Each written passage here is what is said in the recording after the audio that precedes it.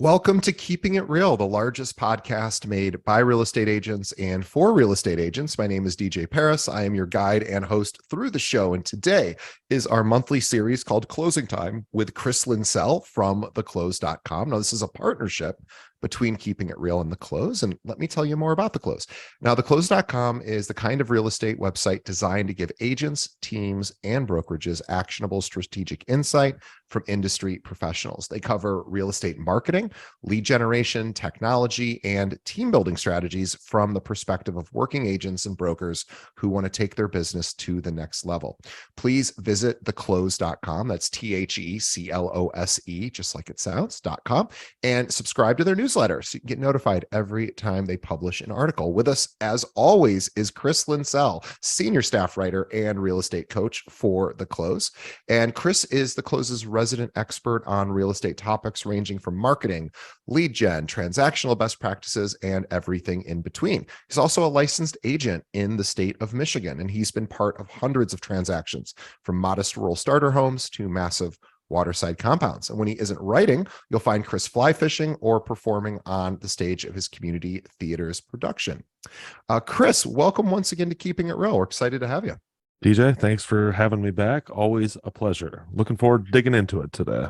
Always a pleasure too. So I wanted to start with something that I get a Zillow report every month as a consumer, just because I'm always interested in what Zillow sends to the public.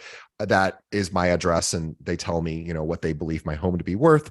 And it's a pretty depressing number I saw today. It's actually gone down in the last 30 days.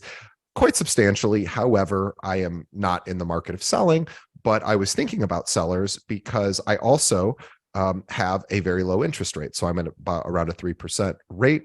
And so if I were to sell right now, which again, I'm not looking to do, I would be, I would feel at least at first glance that I'm getting a pretty bad deal because my home is, worth less than what I paid for it. And I'm still net equity positive, but not by a whole lot.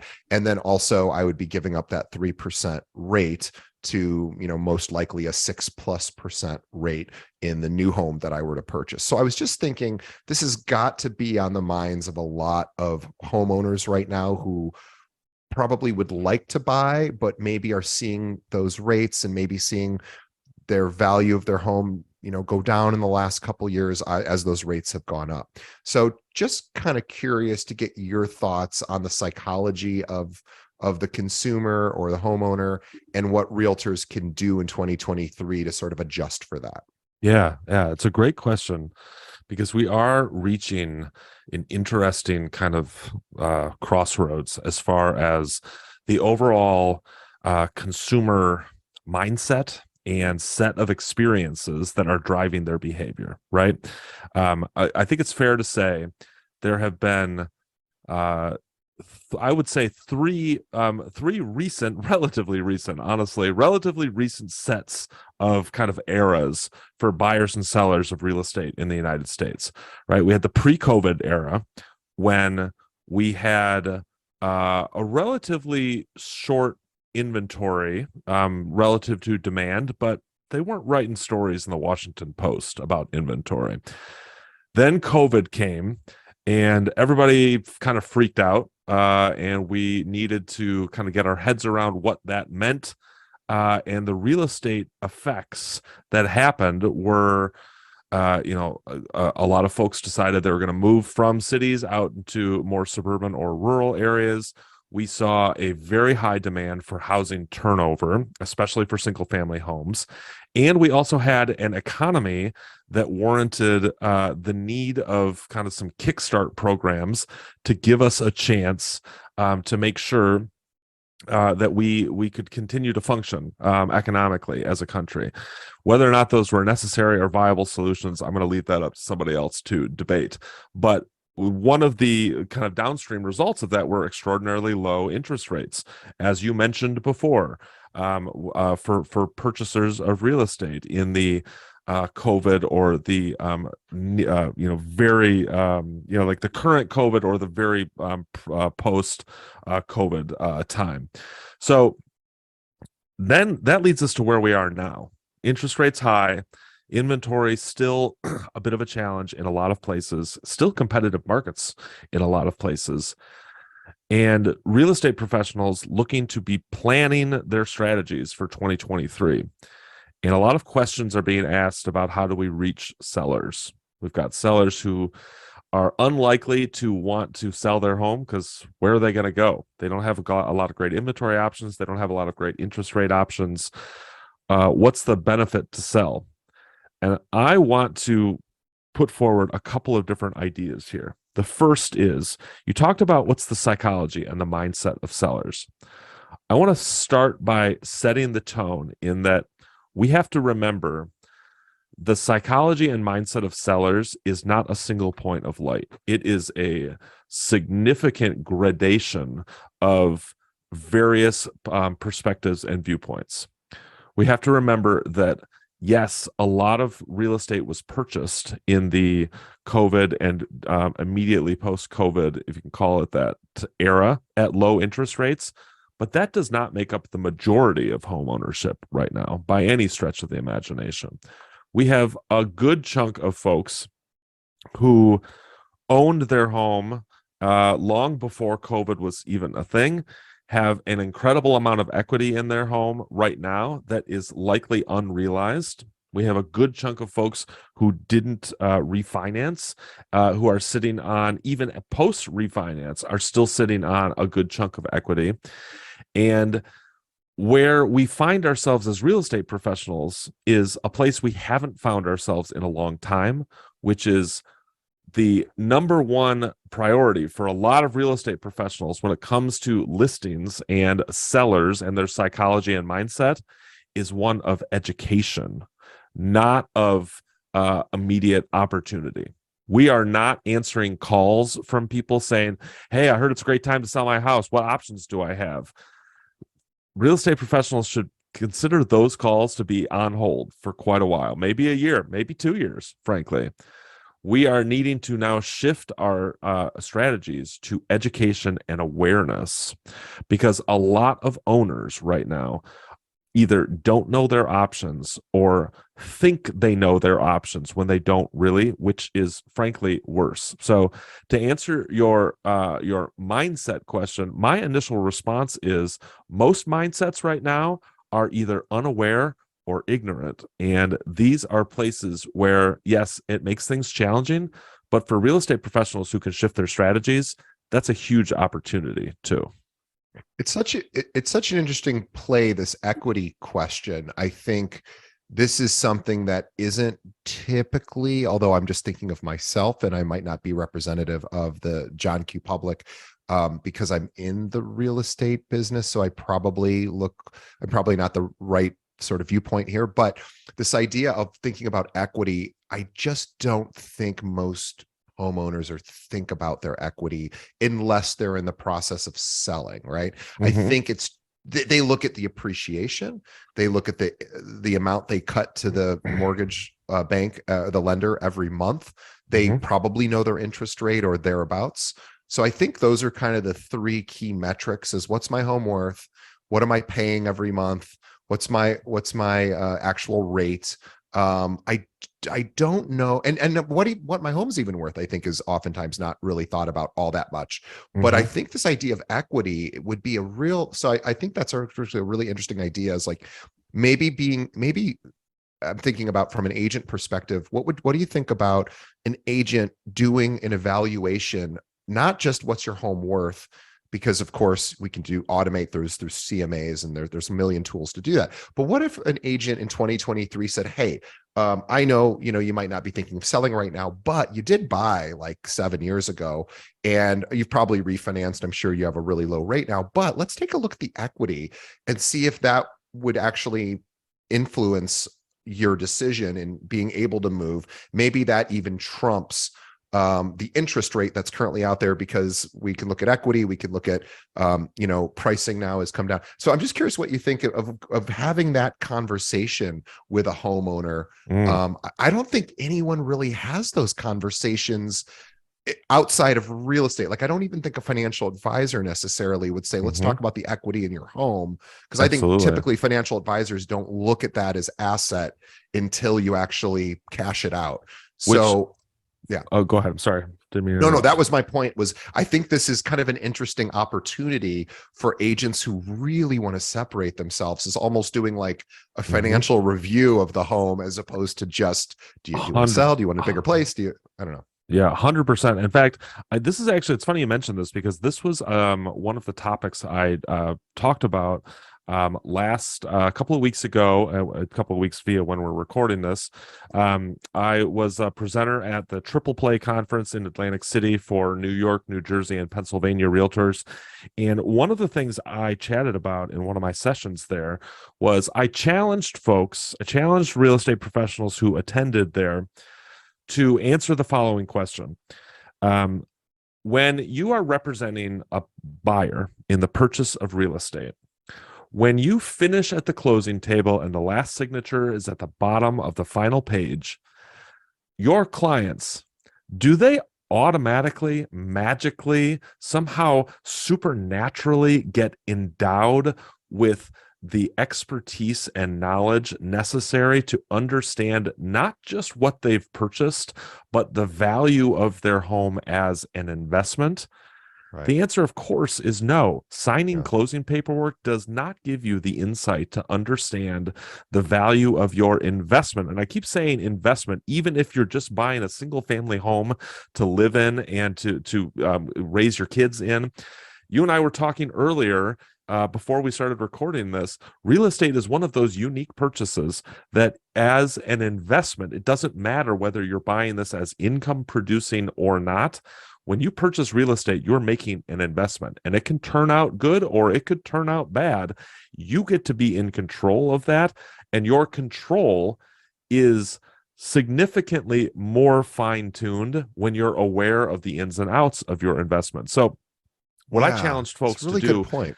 what I challenged folks to do at Triple Play was to remember, when somebody buys a home, they do not automatically become a real estate expert, and an expert in terms of their home's value in the market, their home's value in terms of the equity that they've collected, and their home's value in terms of how competitive it could be for other home options. And so I challenge realtors there to set a schedule to become their buyers pro bono real estate financial advisor.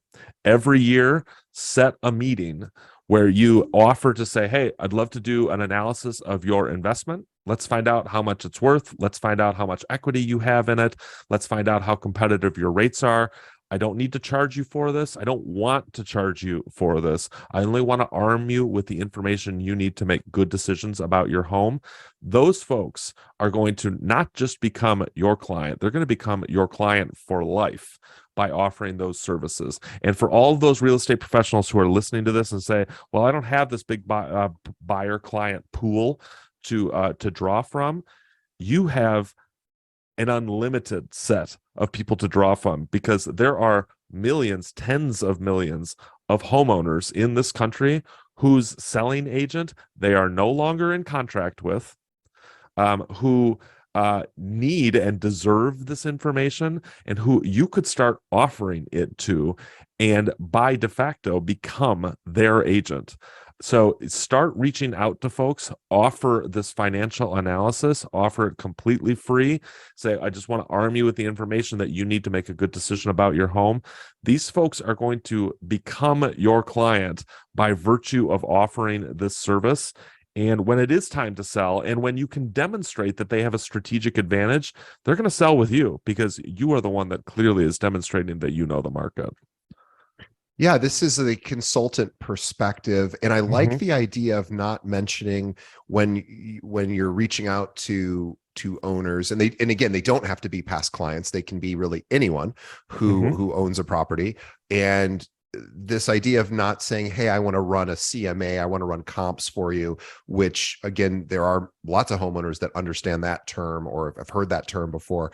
But the term they probably haven't heard is I want to evaluate your investment.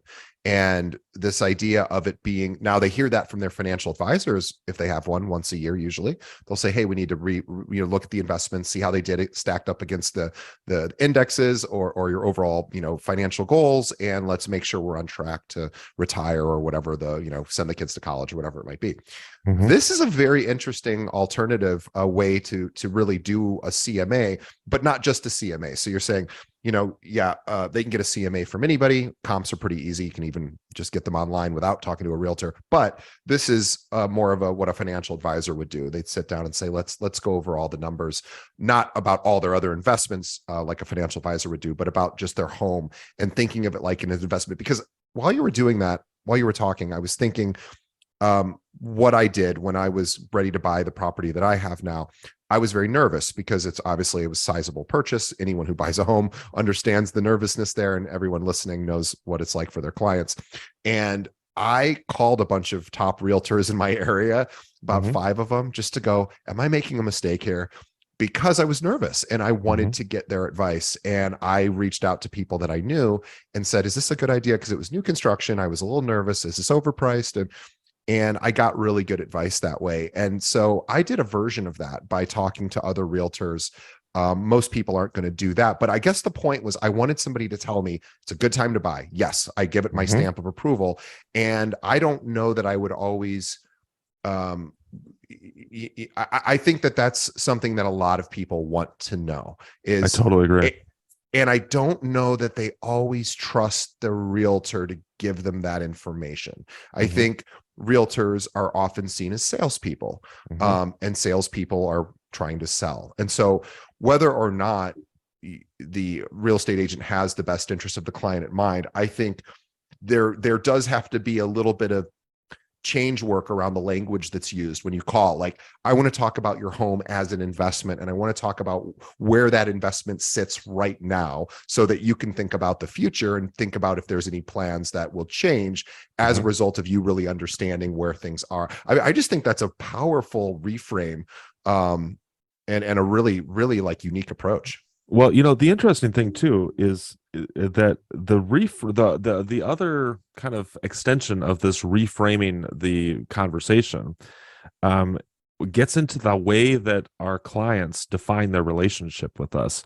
So if I ask you, if I asked you, if I say I was new to Chicago and I said, DJ, I really need some suggestions. I need a good doctor. I need a dentist. I need an accountant. I need a chiropractor. The people that you would refer me to, you would say, oh, yeah, you should definitely check out my chiropractor. It's just, it's down on this street. Oh, yeah, you need an accountant? My accountant, I've been working with him for years. Great guy. You'd love this guy. Oh, you need a doctor? The doctor I've been going to, she's great. A bunch of my family, we all see her. You just those referrals, totally natural language. Every single one of them was you got to see my doctor, my chiropractor, my dentist, or accountant, or whatever. But when it comes to real estate professionals, when you say, "Oh, I'm looking to move to Chicago, I need a good real estate professional," you would probably, I think the default for most folks is, oh, I know a great realtor. Or I know a bunch of realtors. Yeah. Or I've worked with 3 different realtors in town. I can give you all of their names if you want, but I know a realtor in town, or I know a ton of realtors, or there are a ton of realtors. We don't have this my professional relationship in the real estate space, but that comes from the fact that you see your chiropractor on a regular basis. You see your accountant on a regular basis. You see your doctor. We see our real estate professional once in a blue moon because our relationship is completely transaction oriented with those people. It's not care and keeping oriented. What you can adjust in 2023, not to make a chiropractor pun here, but what you can adjust in 2023 is the way that you pursue that relationship with folks to say, listen, I want to be your realtor or your broker, your agent. So here's how we can do this. And, you can start by fostering these relationships with people you already are connected to, but that doesn't have to be the case. This is, you start further back, closer to zero if you're going, trying to prospect with people who you don't have a current relationship with. But imagine just for a second this value. Let's say you say, I'd love to help you understand the value of your home, help you understand when it's a great time to buy and sell. Somebody says, yeah, sure, that'd be great. You can pull anybody, you can request from your bank a mortgage statement. These are on demand. If you have an online portal, you can get it instantly. It will tell you all the details, how much your loan was for, what your current balance is, what your equity is, and what your rate is.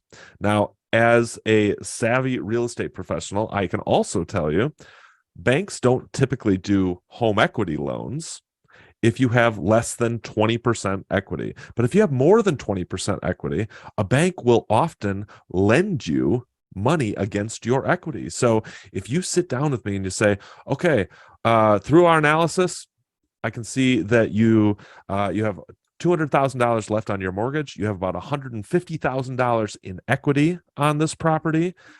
So you could qualify for a refinance. You could pull some of this equity out and do a project in the house. You want a brand new kitchen? This would pay for it. You could sell right now. If you sold right now, even after fees, you'd still be walking away with somewhere in the neighborhood of $115,000 in your pocket. What could we do with that?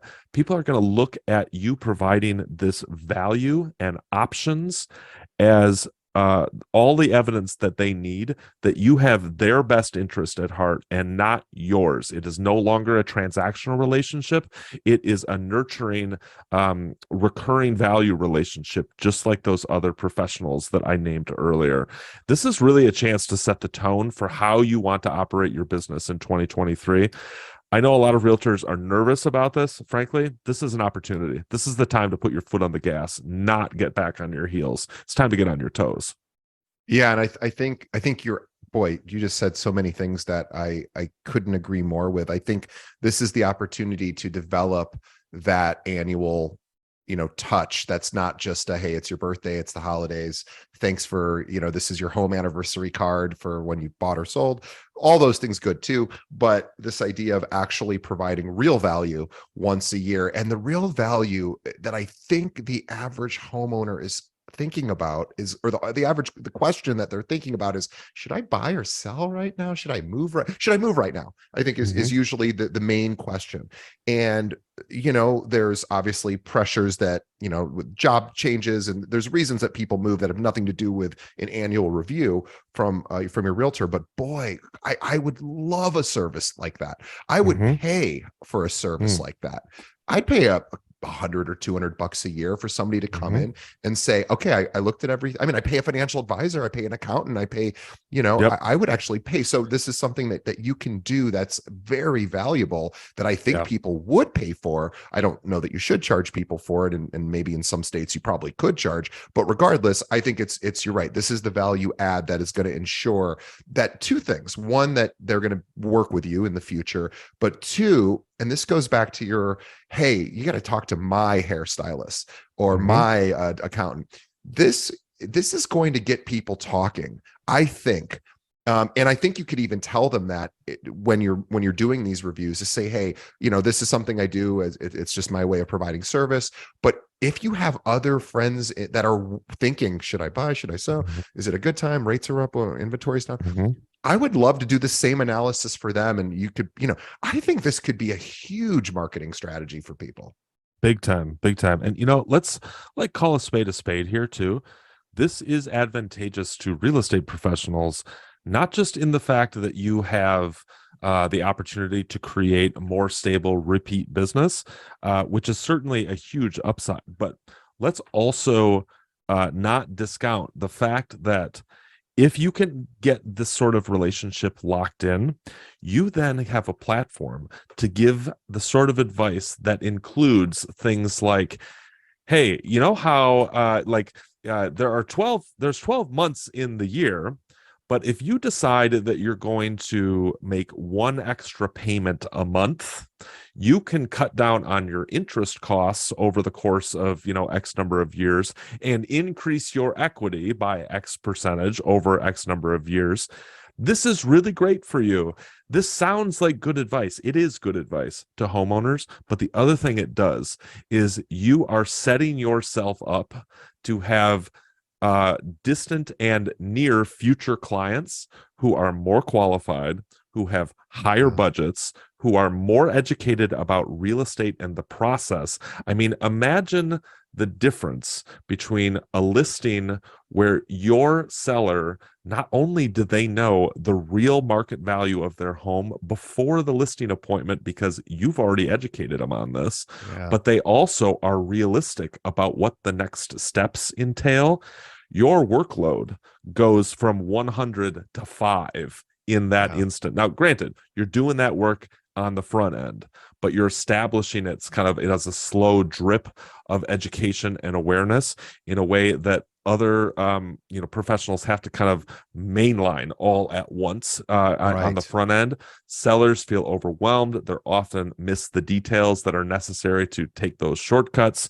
I mean, this is a selfish strategy too. You're going to develop a book of business from this strategy, but you're also going to develop more qualified, better informed, and frankly, clients with bigger budgets as a result, which is going to affect positively our bottom lines as well. Yeah, it's really interesting. It's funny. I've done 430 whatever episodes of this podcast where I've interviewed a lot of the very top producers in the country, and I don't know that anyone's ever shared with me this idea of doing an annual. People have talked about doing an annual review, but they haven't really got as granular about it as what you've mentioned. And so if we were just to recap these steps, so the idea is you would call people that are either past clients, or you could say, hey, I'm trying, you could even tell people that weren't your past client, and maybe you could even test it with people who might never use you, but people who you could sort of try this approach with and say, hey, I really want to bring more value to my clients in this upcoming year. And I have found that my clients are constantly wondering what's going on in the market. Is it a good time for me to move? Should I sell? Should I buy? And oftentimes they're not totally sure how to make sense of that answer. And so I want to come in and just kind of evaluate what your current position, your current home, your investment, how it's doing relative to other homes in the area. And if you were thinking about moving, here's kind of what you might be looking at. So we're going to take a look at the full financial picture of that Mm-hmm. and give you a recommendation. Yeah. I think that's, I mean, look, if I've ever been to an attorney, at the end of the day, I'm like, what's the recommend? Should I do this or not? Or an accountant, should I declare this or not? Like, I just want people's advice. And Mm-hmm. I think the realtors really should move away as far as they can from being labeled a salesperson Mm-hmm. as to a service professional or consultants. I know Mm-hmm. consultants, you have to check with your state licensing to make sure that you can call yourself other things. You definitely don't want to call yourself something that you're not supposed to. But Yeah. this idea of acting as if you are a consultant, whether or not you use that word, acting as if you would hire somebody to come in and say, how do I fix my business? And they go, well, I just looked at everything. Here's what you need to do. Well, I'm going to give you the one. This is the kind of a dollop of Chris' secret sauce to get this conversation started with people who you don't know. You're like cold approaching on this. Here's the line, and I guarantee it works because I've used it many times. So if you're listening to this and I've used this on you, sorry, but here it is. When you are cold approaching somebody, you say, I was just doing a CMA for a neighbor of yours, and I used your property as a marker for value for the neighborhood. I wanted to reach out to let you know that I was just looking at values there. I have a very good understanding of what your home is worth and would love to know if you're interested in this overall financial picture. No obligation, no cost. I've already got the work done. These are all the key phrases that you Ooh, that's use a here. great one. I've already got the work done allows people to say yes without feeling like they're inconveniencing you or putting themselves in your debt. That's a reason a lot of people say no to free things because they're like, Sure. oh, then I'm going to owe this person something. Say, I've already got the work done. Then they are free to say yes without the feeling of true or implied obligation. Say I was doing a CMA for a neighbor of yours. This shows that you are active, that you have experience, that other people trust you. These are true key phrases that are going to activate those parts in our brain where we're like, okay, there is real value that I'm recognizing here. I'm not being sold a gimmick. I've got somebody who's providing real value in places that I trust, in ways that I don't feel obligated. I can say yes to this. You're going to get in the doors if you use these lines, I promise. Yeah, you could even say something like, "I know this seems like a sales tactic, but the reality of it is I actually did this for your neighbor and I just already Mm-hmm. have the data done. So I'm happy to share it with you. Yeah, what's in it for me is maybe down the road, maybe you would think about me if you ever needed to find a professional. But what I wanted to share with you is actually just something I did for your neighbor anyway. You probably wouldn't even have to say it that way. But the point is you could explain it and be totally forthright about it and still likely get very little resistance. So this is a great place to wrap up. So I really want everyone to think about 2023, and I know there's a lot of nervous energy in the agent world. I know our agents are scared. I know our broker owners have some fear about 2023. And what we're trying to find is opportunities that can keep you focused and Mm-hmm. active. And this idea of doing annual reviews and not just what's your home worth and what's what are the homes near you worth, but actually looking at equity, looking at rates, looking at refi, looking at all of the things that people don't usually look at in one overarching sort of a view, right? They look at little Mm-hmm. things like, oh, the rate's that, and my home is worth this over here, and it's not really a cohesive picture. And Mm-hmm. you could provide that picture to them.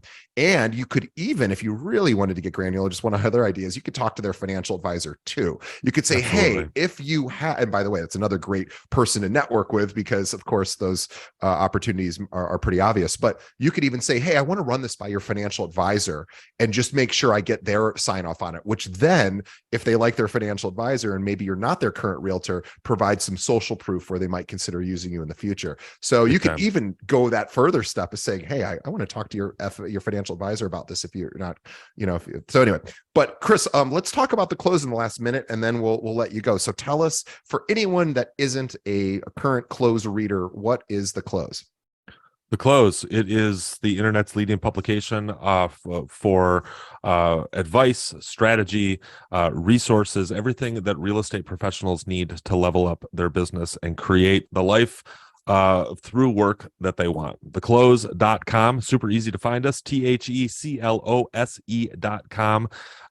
Everything on The Close is aimed at creating shortcuts towards the success that real estate professionals deserve. We have everything from lead generation, marketing, tech reviews, education, continuing ed, things on certifications and designations. We have things on we have content on every imaginable sort of marketing strategy, social media content, lead generation platforms, you name it, we've got it. I'm in charge of making sure that The Close has the best answers to the old questions that we've been asking for a long time.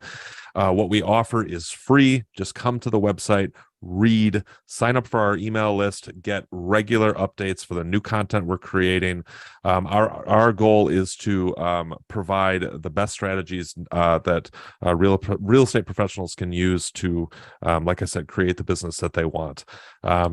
We do offer a paid product called the Close Pro if you do want to level up your close experience. But frankly, that's a small portion of what we offer on The Close. It's not even something that I really push because 99% of the value we offer here is completely free.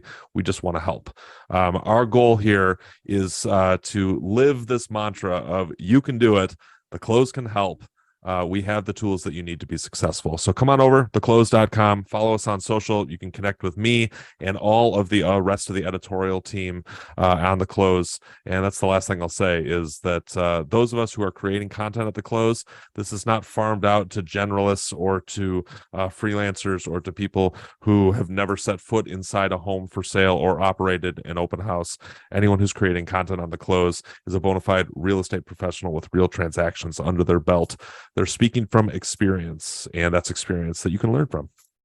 Yeah, and just as a quick example of an article that I got really excited about, The Close updated their best real estate CRM list in the last week or so for 2023. I don't know if it's on the homepage yet, but it is an amazing article because every realtor I know is like, am I using the right CRM? And by the way, they have another article about the best free CRM. So if you're new to the business and don't want to spend money, they have that article, but they also have best paid CRMs, and they're not in bed with these companies. Right? They may earn affiliate deals if you end up signing up, but their whole thing is legitimate journalistic integrity, and their reviews are amazing. And they're about the only place I trust for reviews. So in a way, I mean, I'm sure there's other reputable, real estate tech review services or websites. I just haven't found them. The Close is the place I go because I know I'm going to get a deep dive into products and services that I, as an agent, want to or may want to consider. So, guys, go in there. Really, it's stuff. It's amazing. These are long form articles. They're really well written, and Chris is at the helm and making sure the content is top notch, and it is. So go to theclose.com. Definitely get on their mailing list, and check out The Close Pro as well if you want that extra 1% of just really, really amazing information that's behind their paywall. It's like $1 a day maybe total. It's ridiculously inexpensive if you want to subscribe, but you don't ever have to. You can just read their content for free as well. All right, Chris, thank you. I know we went over time, so we will let you go, get on with your busy day. But on behalf of all of our listeners, we want to thank Chris. Give him a shout out. Chris, what if they want to chat with you on Twitter? Now that Twitter's made a resurgence, I know you're a Twitter guy. What's the best way they should reach you on Twitter? You can argue with Chris on Twitter. You can definitely argue with me on Twitter. You would not be the first nor the last to troll me on Twitter. Uncle Elon has not shut down my account yet. So if you want to follow me on Twitter, you can find me at Linsell Chris. Maybe we can tag that in the show notes or something. I'll put it in the show notes. Yeah. Okay. Yeah. At Linsell Chris. I'm also pretty active on LinkedIn. You can find me on LinkedIn just at my name, Chris Linsell, senior content strategist and real estate writer at The Close. Yeah. Come connect with me on social media. I love interacting with folks. I love answering questions. I love providing feedback, and always open to criticism. So please feel free to come tell me how I got things wrong, because that's only happening about a dozen times a day, and I'd love to add your voice to the chorus or to the chorus of support. So just here to help pass along what I know about building real estate businesses. We're all in this together. Awesome. And then for everyone else listening, please just tell one friend about this episode. Everybody's scared about 2023. Chris just gave a really great strategy for how anyone can stay busy in 2023, do something the other realtors aren't doing, these annual financial reviews, investment reviews, as Chris called it, and send them a link. This should go to everybody in your office, not because I'm so great, I'm not, and not even because Chris is so great, although he is, but just because nobody else is really talking about this. So please send a link, go to our website, keepingitrealpod.com, introduce other agents to us. It's free. Please help us out. We really appreciate it. We'll keep doing more episodes. All right, Chris, thank you so much. We'll see everybody on the next one. Thanks, TJ. See you soon.